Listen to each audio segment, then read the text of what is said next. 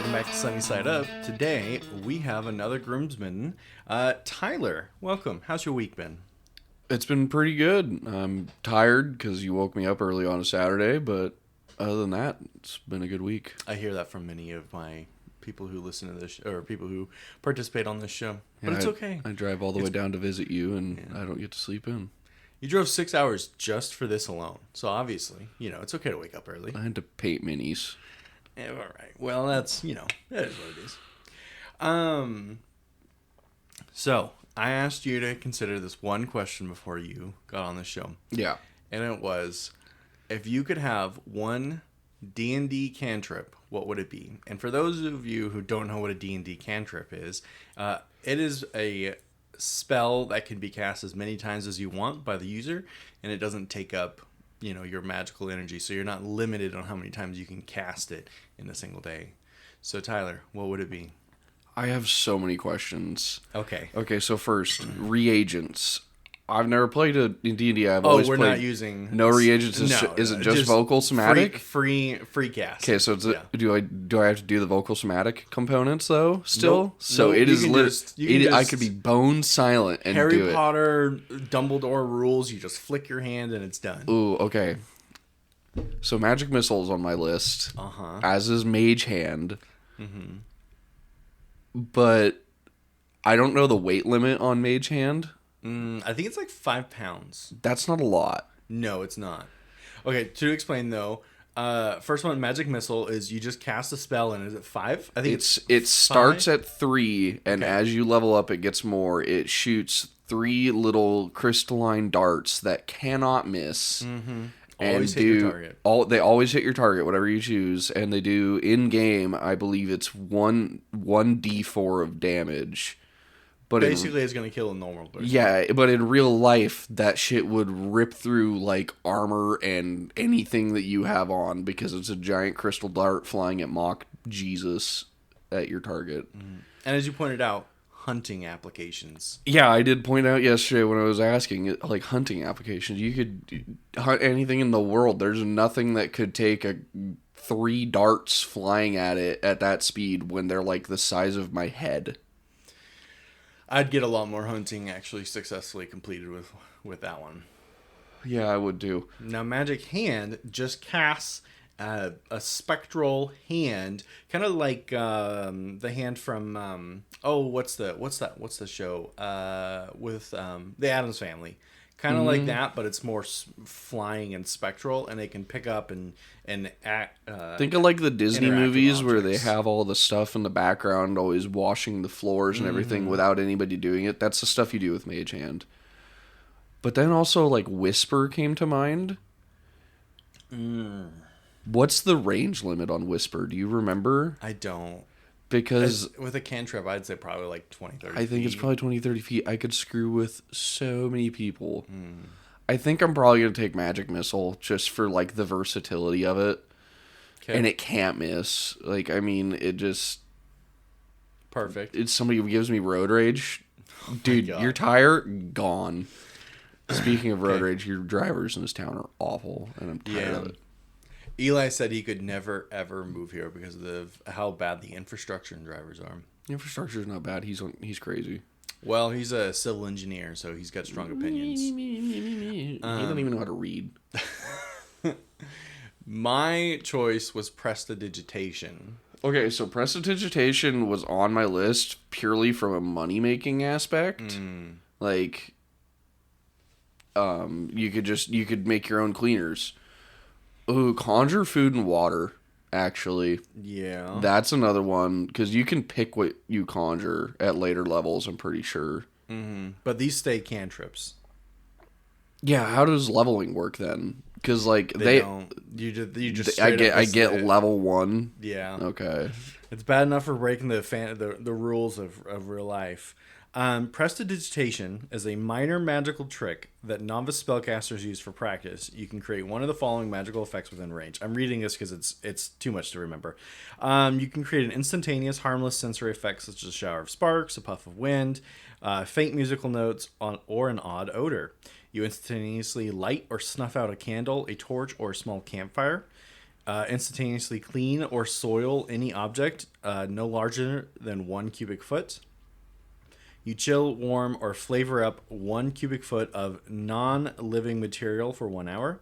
You make a color, a small mark, or symbol appear on an object or surface for 1 hour. And the last one is you can create a non-magical trinket or an illusory image that can fit in your hand and last until the end of your next turn. So, like, what is it? 6 seconds? It's like minor illusion. Yeah. But for basic stuff. So I went with this one because the amount of, like, dad pranks. That's that probably I the could pull, most useful one. That like, because I'm not familiar with the cantrip list. I don't play wizards or any of that, or sorks or anything. I'm just basic fighter boy. So it's like, I didn't even look at any of the cantrips. I just picked all the ones that my players used when I was DMing and picked the most annoying ones. And Magic Missile and Prestidigitation were far up, but I eliminated Prestidigitation pretty quick because I'm like, I don't really. I like the idea of laying in bed and just flicking my hand to turn the light off. I just throw a pillow at my light switch. That works. That would work. Yeah. Oh, but no, I don't anymore because I moved my light switch. Man. Yeah, that's a good point. I'm sticking with Magic Missile because I'll just blow out the light.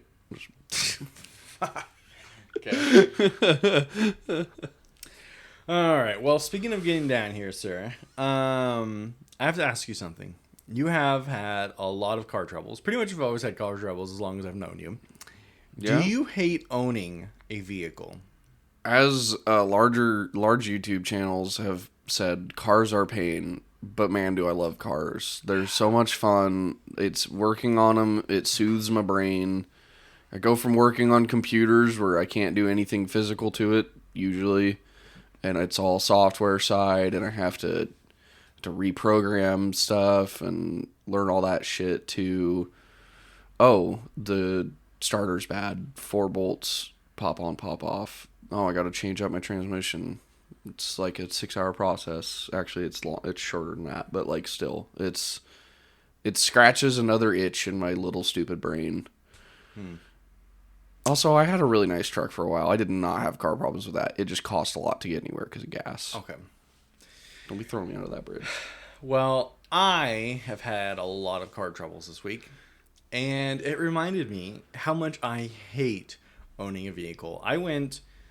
You also own a Dodge, so like... Whoa. Of the big 3, you Whoa. picked the least reliable, the least known for making good passenger cars, and we're like, But Dodge go vroom. Yeah, so do Chevy and Ford. And you know what Chevy doesn't do? Chevy doesn't break down. Okay, That's a I'll give filthy it to you. lie, though, because Chevy's had some real stinkers, too. With all my issues, I've had to spend a lot of money, put in a lot of handwork on the car, and there's more issues I'm going to have to fix soon. Your car wouldn't have so many problems if you put a V8 in it.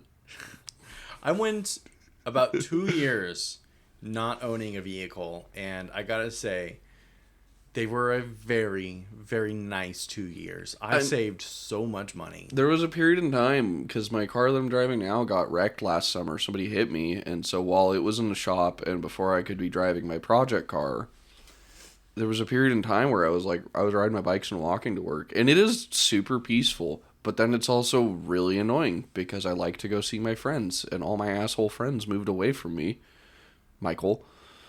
So I have to drive to that, because I'm not riding my BMX bike, 260 miles? Think about bombing those hills, like, on... Oh, that's fine. It's the uphills that are going to suck.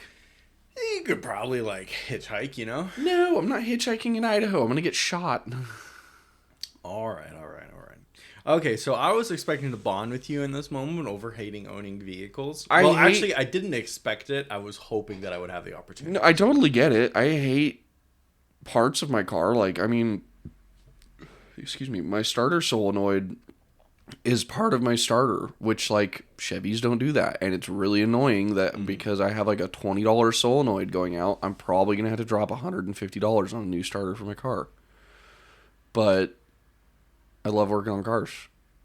So I just, like, I only hate them for brief periods of time, or if the wrench slips and my knuckle bangs onto the thing. Yes, I mean, why do you think I got so many scars? It's 90% of my hand scars are from working on cars. Okay. That one's from saving a dog, though. What a good man. Good, strong man. We should get you married. Keep telling you to find me a single lady, dude. Okay. Well, since we're not bonding over hating cars, or the cost of owning a car, I was hoping to finally have a conversation with someone who might be able to appreciate this as much as me. How long have you worked for a public higher education institution?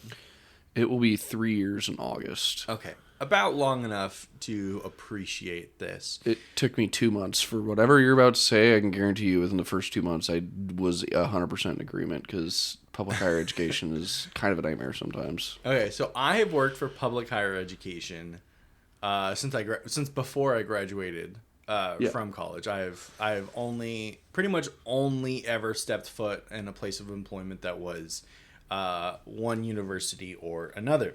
And I have come to work for this new company. And in this new company, it is private, not publicly traded, and it is a tech company that values itself on being young, you know? Yeah, there's other things, there's other issues with that. But the thing I want to bring up today is the thing that I perhaps had the greatest culture shock in moving is coming from a place for higher education, especially. There are kegs on tap at my work in the break room. There are hard alcohol bottles just chilling in the tech room fridge. Bro, I can't wear graphic tees to work. And there is, at all times, beer in every fridge in this building. Yo, what's your company again? I might leave. I might move. This is a room I can sleep in. I'll sleep in your office. Dude, I'm moving to Boise. I have to tell you that I constantly feel... Like, it has been months now, and I still feel uncomfortable when I see a bottle or the kegs in the break room. I'm like, I'm gonna get fired if I come too near this, you know? I'm gonna be honest, every time at Walmart when I would go, like, we'd go to lunch, me and my buddies, and my buddy was one of the supervisors, I'd drink. Like, right in front of him, I'd order a beer, and I'm like, what are you gonna do about it? And he's like, I gotta write you up. And I was like, no, you don't. You don't have to, though. And he wouldn't, but, like... When I was 18, after a party one night, I was working for Walmart, and I mistakenly put some Jello, or like I knew it was Jello, but I didn't think it was vodka Jello. And so I accidentally like brought a bunch of vodka Jello to the break room in Walmart, and I was eating it, and about halfway through the tub I was like, oh no, there's alcohol in this. That's how you knew you were an alcoholic in college, because like you should have been able in high school. Oh yeah, I forgot we were also maniacs in high school. You should have been able to taste that vodka real quick, bud. I don't think it was very strong. I think it was like a batch made in the middle of the night. I have doubts about that. I've been to your parties. I have doubts that anything you made wasn't strong. Okay. Well, I just wanted to share about the insanity of alcohol being everywhere in my workplace. Yeah, could you imagine? No, I can't. I got told like probably 6 months ago, because like I wear graphic tees everywhere I go. Like I'm typical jeans and band tee guy, and my boss pulled me in because like I'm kind of moving into a higher position. She's like, "Can you start wearing just basic t-shirts?" And I was like, "Yeah, no problem." Didn't think about it. But now I'm like seeing everybody else on my campus who doesn't do that, and I'm like, just like little twitches. I'm like, come on, like nobody else cares. I just want to wear my normal comfortable t-shirts. Like, I also feel that because my new boss does not want me participating in casual Fridays because I'm still client facing. So I don't get to wear like comfortable tees on Friday. We're not allowed to wear shorts, which is something I was able to get away with at higher education institutions. I mean, just say where you work. Who cares? Miss working in shorts, dude. I miss being able to wear t-shirts on Friday. It has been rough, so I feel you there. I wear shorts during the summer. I'm not. We can't wear shorts during the school year just because we are IT. At least my department of IT, the help desk. Excuse me again. Is very forward facing. Like I probably walk like 10 miles a day going around to see campus and just like help people out and putting out their fires because they can't learn how to read an email. Mm-hmm. But yeah, I only get to wear shorts in the summer, and I don't know why shorts would bother you that much, to be completely honest, but I also do get it. Yeah. I just like, it was just like, it's the fact of comfort, you know? Yeah. I just want to be comfortable, and I hate wearing pants. I used to be like shorts all the time, never wear pants guy, and now like I only brought one pair of shorts down with me, and I'm wearing pants. It just, I don't know, it's changed. But I've also like my legs went from like, oh look, legs, to like, Jesus Christ, did this guy get attacked by a bobcat? Like they are just scarred up to the point where I've had our VPs like comment on my scars and all my injuries, and they're like, "Are you okay?" I'm like, "Yeah, I'm fine." Went hiking yesterday. Only wore shorts and a bunch of sagebrush and other pokey things. So, I don't know. My biggest problem with higher ed is like, as much as I love living in Idaho and all that, higher ed and the state of Idaho kind of sometimes feel like they're at odds with just like politics, and like the way things go. I think that our Board of Education does a pretty good job of like middling that, because I would definitely say they walk that middle line really well. Yeah, and like, not to glaze on state of Idaho, because there's a lot of things wrong with every state, but I do like our public education because I've seen how other places do it, and I wouldn't want to work for another state's public education system. Maybe like a Nevada. I've heard they're pretty good. My buddy Sean just moved down to Arizona, and he said the Arizona place he's working at's pretty good too. But at least with ours, Idaho is such a small state that like, I know that if I really wanted to, my voice would be heard. I haven't made it heard because I definitely don't fall in line with a lot of the state views, but I know that if I needed it to be, it could be, which I do appreciate. Fair enough. Personally, I don't think I'll ever go back to working for higher education. Man, I get that, but like, also, I'm a chronically ill individual. Like, I have liver conditions, my heart doesn't work properly. The lack of sick days kills my soul, dude. That's what I was getting at. Not only are my benefits good, my retirement's great, which like, I'm getting old now. I gotta care about that. My body hurts all the time. I don't care if I'm only 28. I'm physically 48. The retirement, the benefits, the time off, like, I mean, it's just, I don't get paid well, but I get compensated in other ways, and it does show.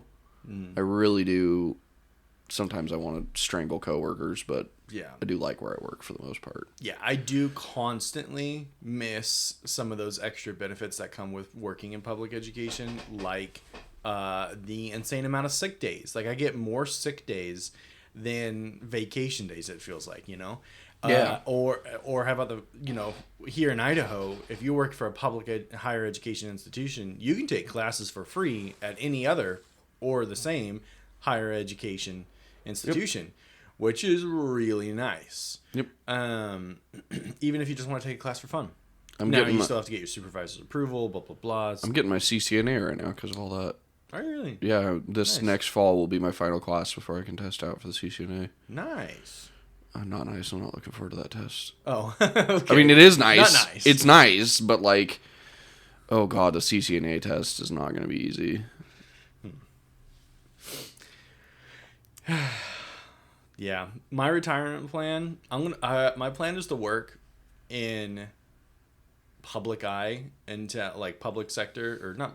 Yeah, like a public facing, not public sector. What I'm trying to say, plan is to work private until I get my insane amount of student loans paid off. Yeah, and then I'm going to be like, okay, I've paid for what I need to pay for, the worst expense in my entire life. now I can like chill, and that's when I want to go back to working for like I think I kind of want to work for like a small town, like a Lewiston sized town, chill department. I don't know what kind of department. I've heard Boise State's really good to work for in their IT Probably. department. Yeah. They have the money, and I'm gonna say it for any Boise State listeners. Whenever we host, because I'll just say I work at LCSC. Whenever we host things like State Board of Education, they tell us ours is the best, and it's just me and Corey, primarily Corey, that does all that. I help with setup and then a little bit of the audio balancing for the stream. They will tell us, they're like, we like your guys' board presentation. It sounds so much better. The stream is so much better. Boise State has 9 people, and 7 of those are just camera operators. I don't even know how many are on like the IT side, because it's even more to do their setup, to do all their audio balancing. And Corey and I do what they can't, which is make an actually good sounding one. Shade thrown. You can always throw shade. I'm throwing the shade. Yeah, I mean, I would not mind working for Boise State. Boise's not a state, but like whatever. Also, the color, your field is ugly. I don't care what anybody says. It's just like BYU's field. BYU is a blue field too, don't they? I think so. No, I don't think so. I thought BYU did blue too. Either way, it's ugly. It's stupid. Go to green. You guys aren't that big in football that nobody cares. Love it. There are 2 people that listen to this podcast, I know for certain, who will be hot-headed at that comment. So I'm in full support. Yeah, this is an anti-blue turf podcast. I have issues with both the blue and the fact that it's turf. Like, as a football fan and somebody who has ran around on turf, screw that. Get real grass, dude. That will tear. That is an Achilles popper. Why do you think the Jets have so many injuries every year for blowing out their Achilles? Because nobody on that field is safe. I'm going to be honest, I didn't know turf made those kinds of injuries. Turf grabs the bottom of the cleats, like the little piece, and it will tear it. That's what got Aaron Rodgers 4 plays into his career with the Jets. All right. Yeah. Okay, so you're up here to paint minis. And, I'm down here. You're south of me. Did I say up here? You said up here. Dang. See, I've said up here regardless my entire life, but now that I'm living down here, I want to. I think you're higher than me elevation wise. Probably. Bottom of Lewiston's like 750 feet. Yeah. I think we are higher than that. Yeah, that would make sense. Okay, so I was going to ask, because we've never actually talked about this. How did you get into Warhammer? So long story. When I moved to Spokane, because I was like, gonna do the ending of the things of the lives.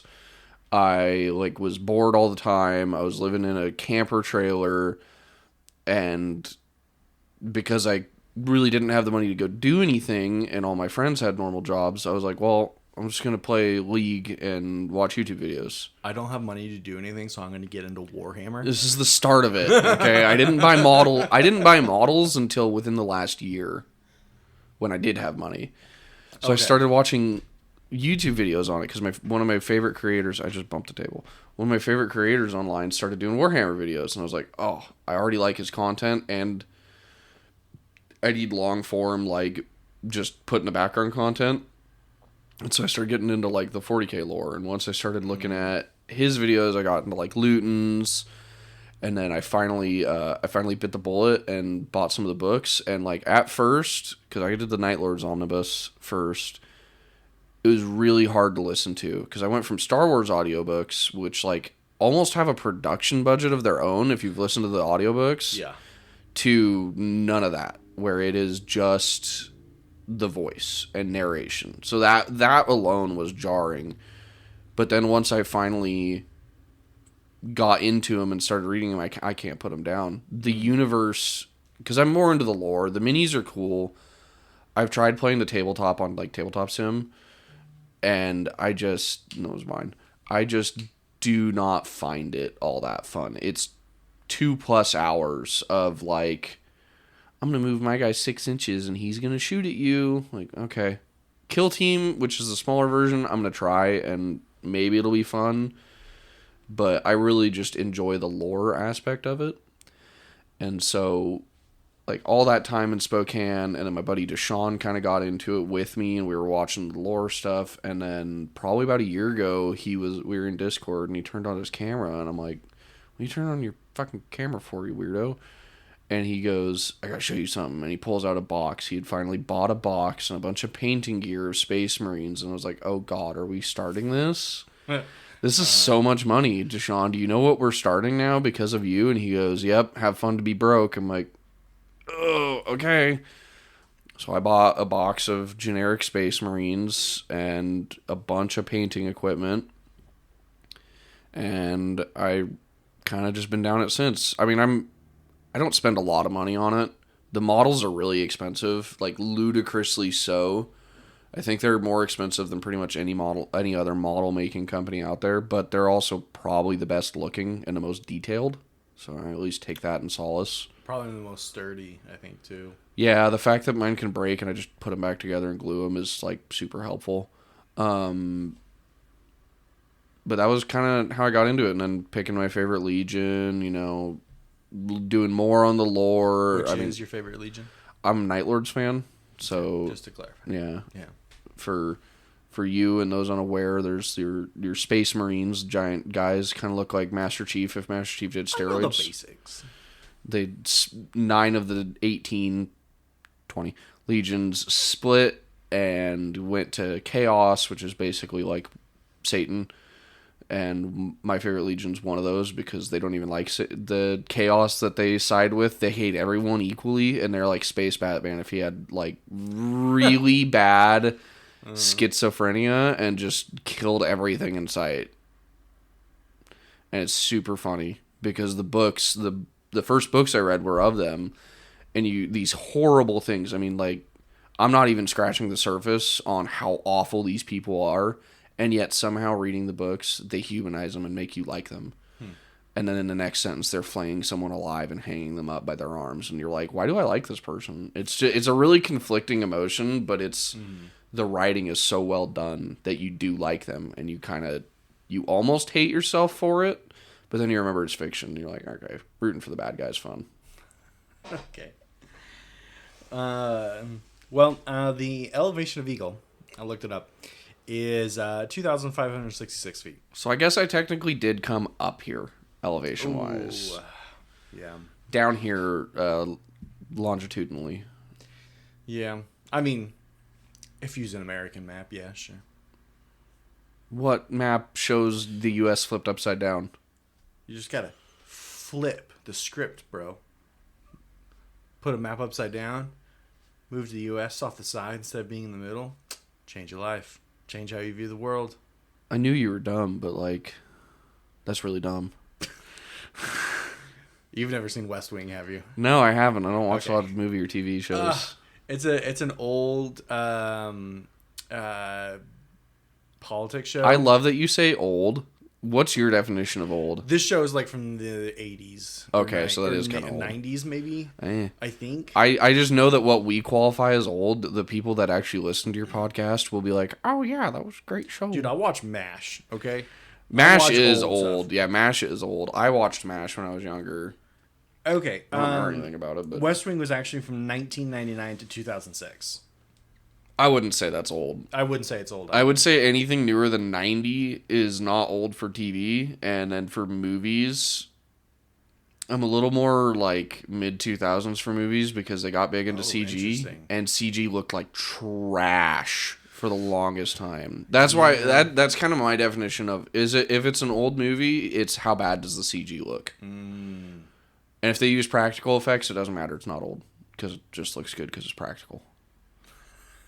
Like the old Alien still holds up. Like, still a good movie. Yeah. Still looks good. Every one of those movies, that whole franchise holds up. Did you see the new Prey? The Native American one with oh, dude. So good. Did you see the animated series? I don't. Faith is not interested, so I'm trying to. I started watching it. Around.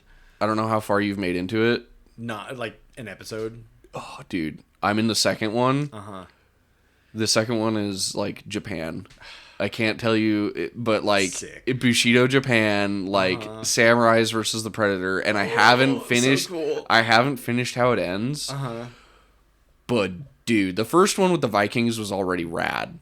This one, I'm like, oh, that's sick. That is just gnarly. I feel like there's a lot of Alien and Predator projects coming out. Like, I feel like we've had 2 or 3 in the last like 2 years, Well, and it's we've got such a- more announced. I think It's such a good universe. They just they screwed it up in the middle when they were doing like AVP and all that. Like, don't get me wrong, Alien versus Predator as a concept, rad. I hope they do okay, it. I hope they do another one. okay. But that movie sucked. It's just a fun watch, though. Yeah, sure, but like You want them kept separate. no, I don't even want them kept separate. I just want it to be good. Okay. All right. Fair enough. Yeah. Big fan of the Alien Predator shows. My same buddy that got me into Warhammer bought the Alien D&D like game, and he has been. It hasn't been as much lately, but there for a while he was like, we'd be sitting there gaming, and he's like, "I'm gonna take a break," and I'd look at his camera, and he's reading the player manual, not even like skimming it like you do for D&D and looking for what you need. He was reading word for word the player manual. He is he wants to play it so bad. I feel that the number of games I have where I'm just like reading the instruction manual because I have no one to play with. Your entire living room is board games, guy. I know. It's so nice. You tell me last night you're trying to be a man as you're watching Banana Ball.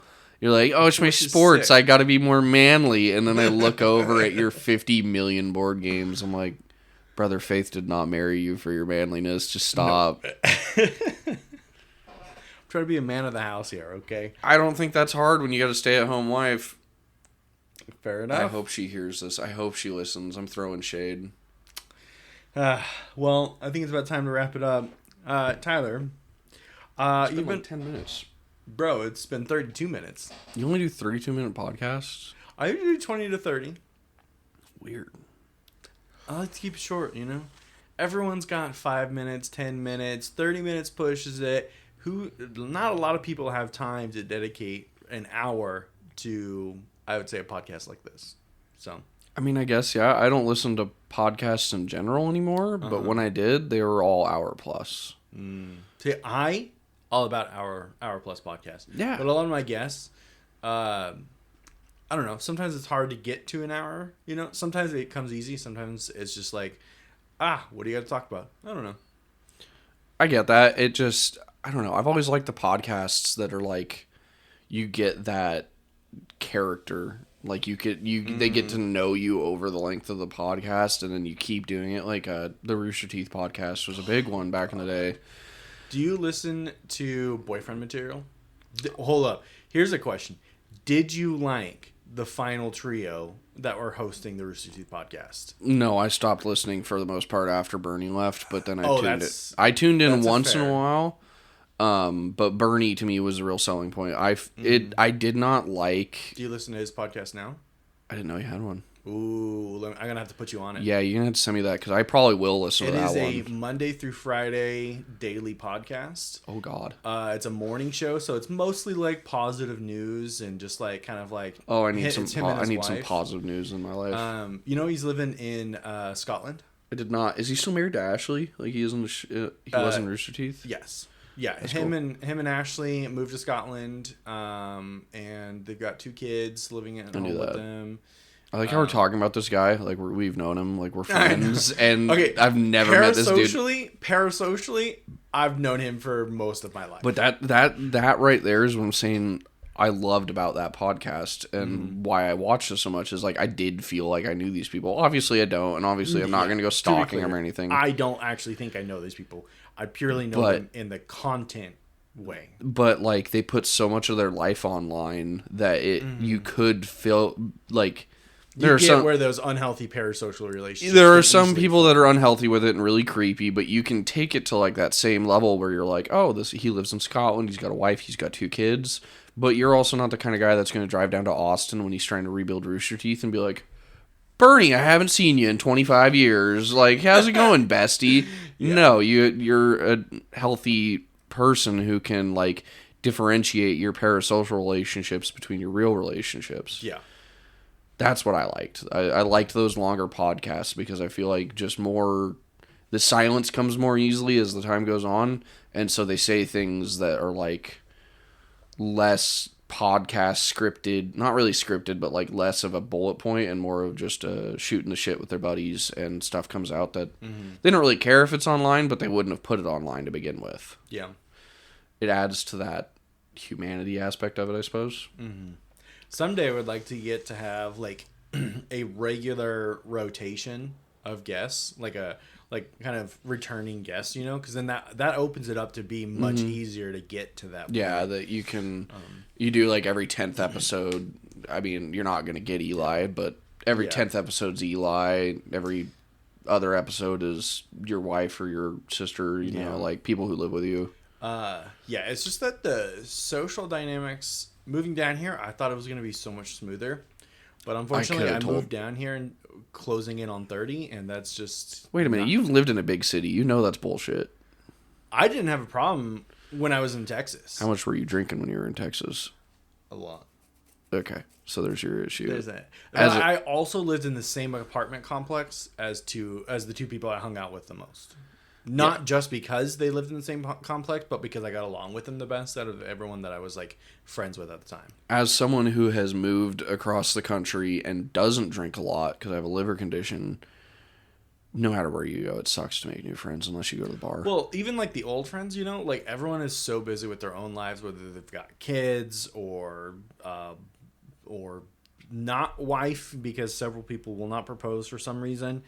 Their bloodline is weak. The thing is, people also would love to complain about Boise's infrastructure because it's not quick to get from one side to another. It's not quick. You go to Seattle and tell me it's quick. That's true. That's even worse. Everybody likes to talk about how great Seattle is. I'm sorry, has anybody actually drove a vehicle that's more than like a Honda Civic size through that town? Nightmare. Oh my god. I used to, or like LA or Portland. Denver's the only big city I've been to where I've been like, oh, this doesn't suck to get around. Still takes a while, but like the drivers aren't bad. The roads are good. My truck doesn't feel like I'm driving a monster truck through it anymore. Dude, LA, I'm not kidding you, Michael, because you've been to LA, haven't you? No, I haven't. Oh, God. I was supposed to go in 2020, but then the pandemic hit. So I went in 2018. I went on a big trip. It was me and Isaac. I think I was probably talking to you a lot during that and everything. We took my truck and like we were going to Arizona, and then we didn't know if we were going to go to LA, but we were for sure doing Phoenix and Vegas because I have family in Vegas and so does Isaac. And then I wanted to go see the first Cardinals game of the season.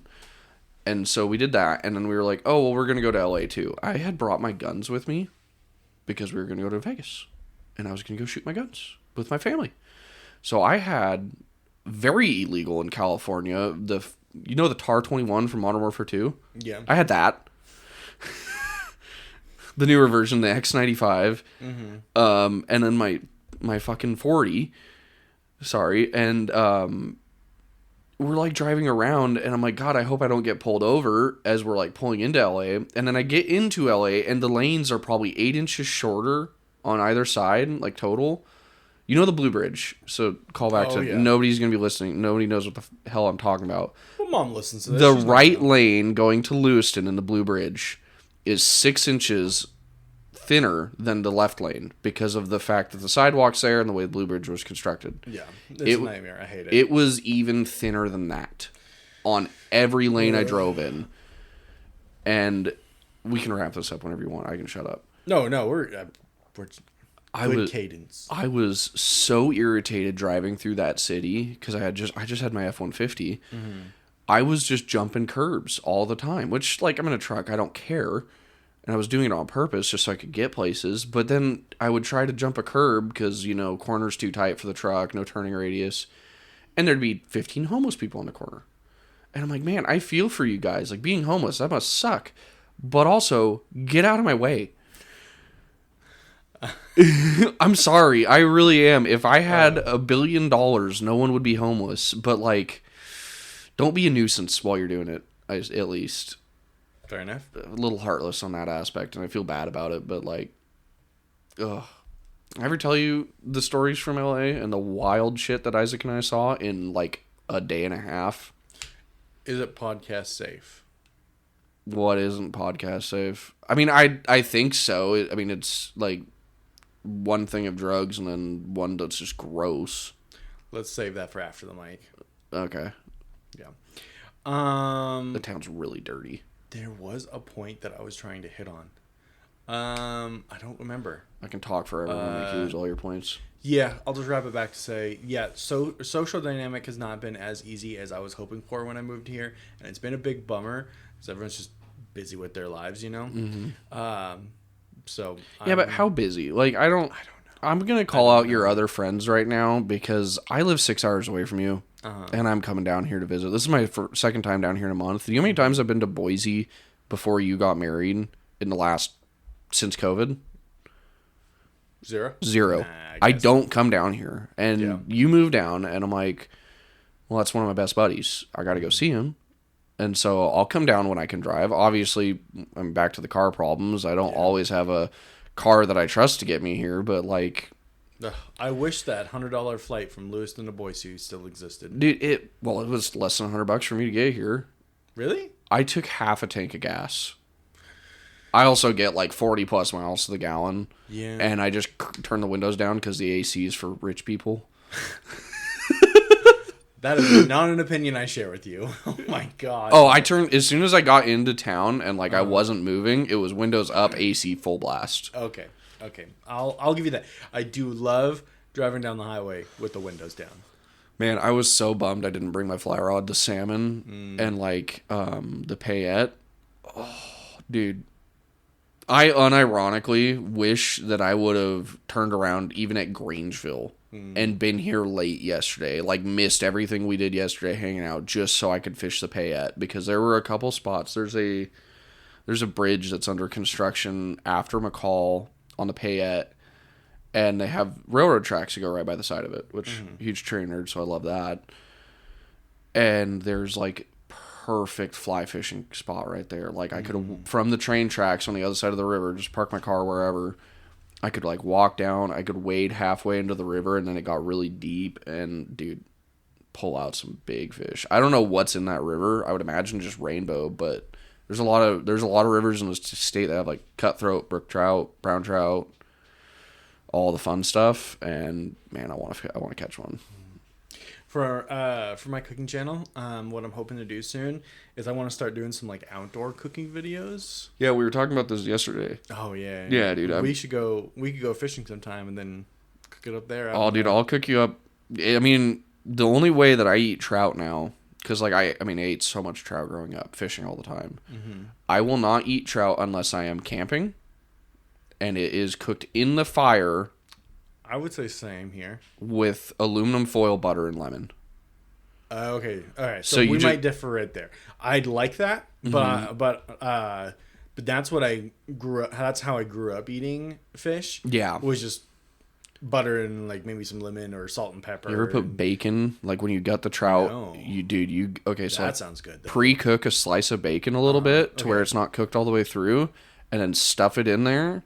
Yeah, and then dude, because the bacon grease helps the meat render out a little bit, dude. Oh, it's so good. Okay, well I know what our first outdoor cooking video is gonna be now. You're gonna have to come up to my neck of the woods for that. Oh no, that I would, yeah. I'll meet you in Grangeville though. We'll go up to the South Fork. Okay, that down. You have zero service though, so bring a lot of extra batteries and ways to charge your camera. Yeah. I want to buy an extra battery pack so I can, because I know before I can do that kind of stuff, I need an extra battery pack for sure. Is your camera in here? What kind of batteries do they take? I might have a bunch. I'll show you after this. Yeah. We'll wrap up now. Tyler, you've been my friend for 12 years now. You actually put a date to it, dude. I can't count that high. You don't have enough fingers. No, dude. And I just wanted to say, you know what, Tyler? Thank you for always having my back and being such a good friend over these years. I will always support your decisions. At the same time, I will tell you if they're really fucking stupid. And that's what a friend should do. And I hope you leave that one F word unbleeped because that is what I'm here for. I'll give that one to you. We can have one. Appreciate it. And I just wanted to say I appreciate you. And thanks for being on this podcast. I appreciate you too. Wish I would have been the best man, but whatever. Okay, there it is. No, Eli's the good choice. Eli's the right choice. You spent a lot of time with him in college. I won't be that mean. All right, sir. I love you. Love you too.